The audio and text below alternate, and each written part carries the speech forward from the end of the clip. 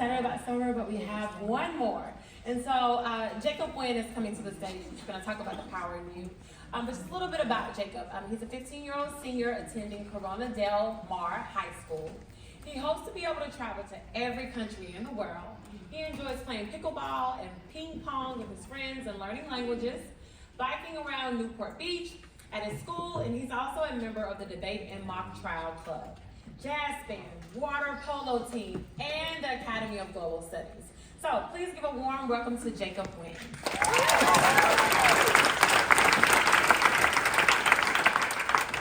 Sorry, can we get another round of applause for Summer's speech?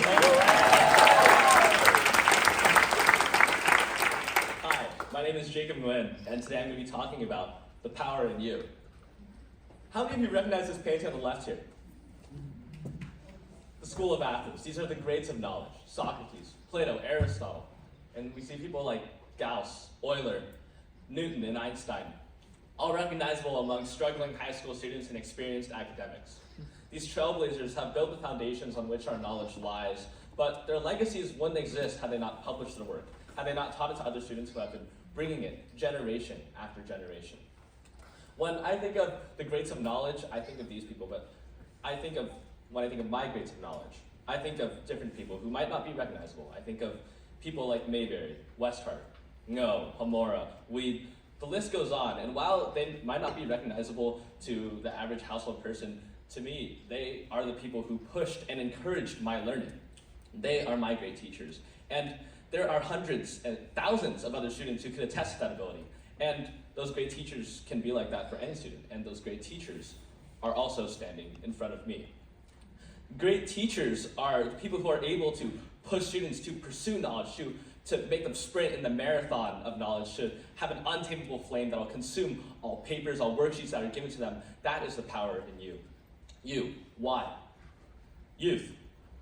When I was a kid in 3rd grade, I stopped wanting to learn. For context, 2nd grade, I learned the periodic table, world map from memory, but 3rd grade, I stopped reading. I didn't have any joy in learning anything new anymore. I would change speeches just the night before. I didn't struggle just academically, but it was socially. I wanted to conform. I wanted to fit in with my friends, and as a result, I stopped trying. But it just took one person to reverse me and set me back on the right path, and that person was Dr. Crow. Dr. Crow saw me in my youth, and she realized that I had some potential. Teachers should never be afraid to be bold, and she was not. Contrary to educational philosophy, she decided to follow up with a taboo and encourage my school to skip me up a grade. At first, a lot of people were worried that I wouldn't be able to fit in socially, but in 5th grade, what happened as a result? I ended up flourishing. I embraced being different. And I was comfortable being different. Why? Because Dr. Crow was there for me, supported me every step of the way, assuring me that I could flourish. And my teachers, my 5th grade teachers, they treat me just like every other student, but they would still approach me with extra work, extra effort if I wanted to do it. And every single time I would. This only carried on into high school, and Dr. Crow, she still assures me that I can flourish today. And if it weren't for her, I would not be half the student, half the person. I wouldn't be on the stage right now. I owe her unending gratitude and my entire academic career. She gave me an opportunity. Oh, opportunity. If you ask me what my favorite subject is, I'd say all of the above. I love everything. But if you asked me when I was 8, I would say math, chemistry, math again. I struggled with the humanities and arts at first, but all it took was a few teachers to allow me to have some opportunities to explore the field and see the potential that it had, and that would completely switch me around. I was not a public speaker when I was a kid. I could not stand on a stage like this. I would be trembling, shaking. The unforgiving eyes of the audience was just too much for me. But in 2nd grade, all it took was one person. Again, just one person. Mrs. Westhart, the teacher at my elementary school, the science teacher. Instead of giving me a small, soft presentation like Star of the Week or talking about a pet that I'm sad that died, I've never owned a pet, by the way. She offered me a 20-minute lecture to 8th graders on methicillin-resistant Staphylococcus aureus and the importance of keeping your hands clean so that flesh-eating bacteria would engulf your body. To that, I actually owe my mother a lot of inspiration in the back there. Say hi, Mom.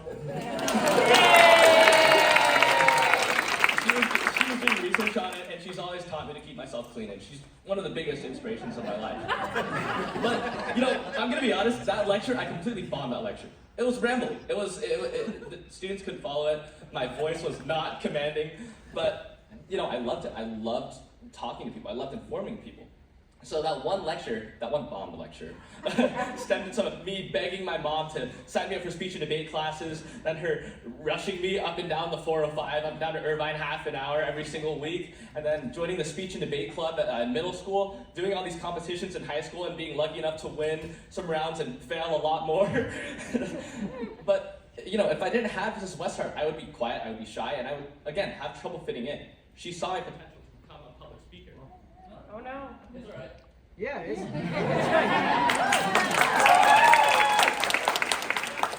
my friends to describe me. They would say that I'm a pianist. If you ask me what I am today, I'd say I'm an all-genre-loving, classically trained, kind of amateur jazz pianist. But if you'd asked me 4 years ago, I would say I'm a classical elitist, a Chopin loyalist. I hated jazz. I hated jazz. But one day after school, the instrumental musical director, Mr. Hamura, and the school's accompanist, Mr. Weed, approached me. I was practicing, and they were like, "Hey, do you want to join the jazz band?" The jazz band is the only ensemble for pianists. That role was audition only. They didn't have to come up to me. Technically, I wasn't even allowed to play the piano. They didn't have to let me keep playing. They didn't have to let me sit in on the first rehearsal of junior year. But what happened as a result, half an hour turned me from a classical elitist, jazz hater, oh, you listen to jazz? Ew. No, it turned me into the most vocal proponent of jazz at my school. And again, if I did not have them come up to me, ask me that one question, give me that one opportunity, give me that half an hour, I would never have learned how to improvise and play with other people. I would have never had the diversified friend group that I have today, and I honestly probably would have stopped playing piano. And that brings me back to you. Unicorns. I want every teacher to give every student a unicorn. No. Unicorns are the horn, the mane, and the tail, and they're your personal strengths. They're your unique abilities and your interests. And, you know, not every method or opportunity will work, as Summer pointed out. Not every student will sync with how a teacher's approach is, but if a teacher can just individualize it and look at every student and find out what works, they are the ones who are able to guide their unicorn and take it to the clouds. And one of the people, arguably one of the most influential in my life, and the reason that I'm here today, she saw my unicorn. Her name is Miss Mayberry. And she's taken me through classes and clubs, thick and thin, across country, state, and county lines. Everything I have is because of her, whether it's riding the deserts across the desert, riding the camels across the deserts of Morocco, or offering me a chance to fulfill my childhood dream of seeing the United Nations General Assembly, or staying back in her room to do mock trial club. She has elevated my learning experience to ways that a younger me could have only dreamed of. But she didn't have to be the case. Mock trial, the United Nations, that's for people with 3 to 4 years of speech and debate experience. But she saw my potential. She saw my ability to enjoy the work, and she saw my unicorn, and allowed me to join in on these trips. She allowed me to join in on that trip with a group that was way too big, and she allowed me to join late. But had it not been for Mayberry, I would not be the person that I am today, and I would not have a unicorn that is still flying and being lashed to the clouds. But academics doesn't just occur in the classroom. Teaching doesn't just occur in the classroom. Coaches, the educators of sports, they have made similarly remarkable strides in my life. This is Mr. Reynolds. He's the one on the right, not the one on the left. They're different people. But you know, he also saw my potential when he let on my 4'11", super scrawny, left-handed self, 12-year-old onto the team, playing as a freshman in high school against people who are twice my size, twice my strength, twice my age, probably, I don't know. Probably even more than a foot taller than me. But he wouldn't just let me on because he saw my potential. He didn't let me on to take a risk. He let me on because he saw my unicorn. He saw my ability to become a great left-handed water polo player, a defensive leader in the pool. And as a result, I've been able to have lifelong memories, some of the best days of my life, friends that will probably last forever, honestly, and a family, community I can always come back to, and a very projective voice that I have had to use to yell at people across the pool. And because of that, a lot of the core principles that I learned are from him. But people think that these educators are disappearing. We looked at AI, we saw how they were able to manifest knowledge and creativity, but people are starting to ask the question, are teachers going to be replaced by AI?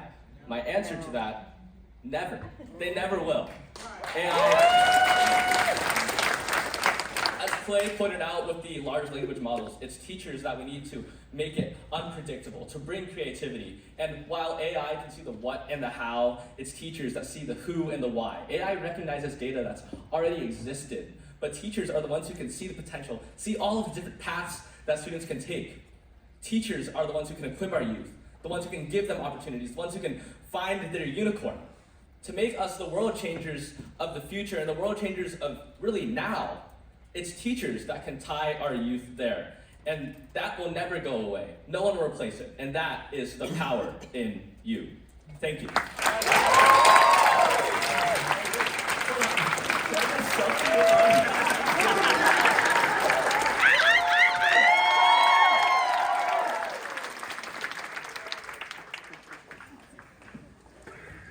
Just one quick thing. I know Jacob was